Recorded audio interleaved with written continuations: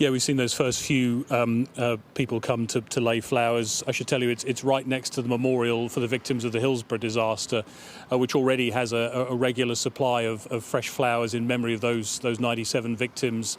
The club is setting up a place where fans can now leave flowers in memory of Diogo Jota and his brother as well. That feeling of unimaginable loss. We talked to one man who brought one of those bunches of flowers, talking about the fact he was on his laptop doing some work when he saw that news break, and just said he was devastated. And I think that will be the feeling for a lot of Liverpool fans, bearing in mind the last few weeks they were celebrating that Premier League title. Of course, Diogo Jota, such a key part of that Premier League squad that won the title, adding to the success that he's already had with this club, FA Cups, League Cups as well, Champions League finalists.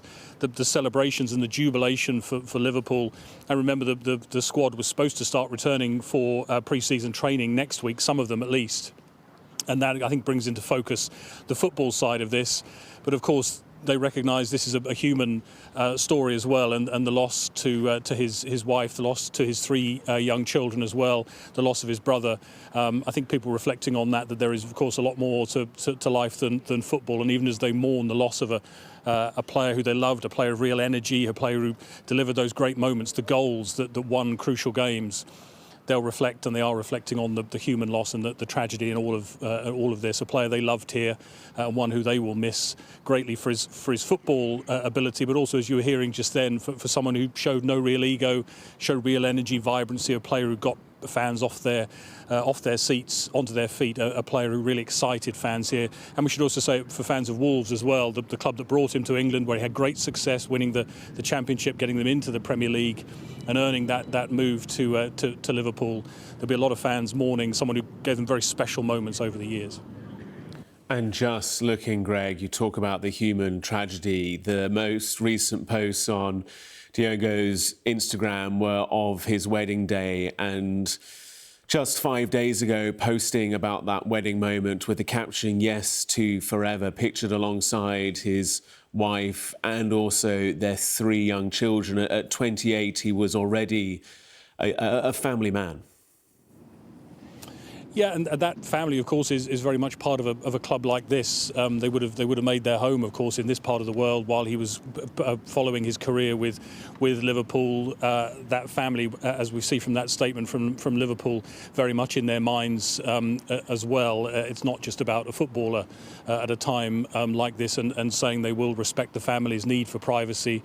They're, of course, grieving in a way that goes way beyond anything to do with football. But I think that for the city, and I mentioned that Hillsborough Memorial, it's a city, of course, that knows about tragedy connected to this football club. It knows the pain that can come with that, and the need to mourn and reflect and respect. And I think for fans of Liverpool, that is one of these moments. It's a very sombre atmosphere. It's not many people at the moment. I'm sure during the day there will be more, but a very sombre mood around this stadium, famous old stadium, in a season where they've been celebrating, and where Diogo Jota, of course, was celebrating victory with the Portuguese team in the Nations League as well.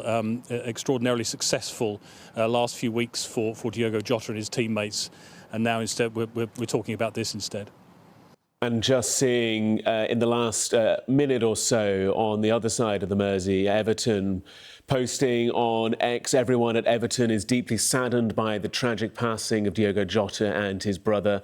Our thoughts are with their family and friends at this sad time. Everton also posting a black and white image of Diogo just looking off to the side of the camera.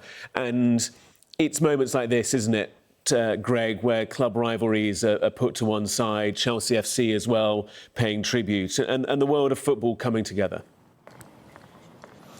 Yeah, and particularly in this city where, of course, families are divided between red and blue. It's a pretty good-natured rivalry that existed for decades. Of course, Everton used to play just across the park here, Stanley Park. They've moved to that new stadium, or will move to that new stadium in the new season. But it shows the connection that there is between these two clubs, going back decades and going back through some of those very difficult moments for this club and its fans over the years. I think that is the feeling. Of course, we're in the off-season. Clubs are not playing Premier League games at the moment. This place, of course, normally around the season would be thronging with fans. It's a very different atmosphere in the summer. There's work going on. There's barriers going up and going down for other events here. But this brings into sharp focus what life is about for everyone, of course. And although it's someone who's extremely famous, extremely successful, and was really taken to their hearts here, I think that a lot of people focusing on the loss of a 28-year-old man and his brother, we should remember as well, and the loss to their family that they are dealing with, even as people reflect and look back on a very successful footballing career, just one part of Diogo Jota's life.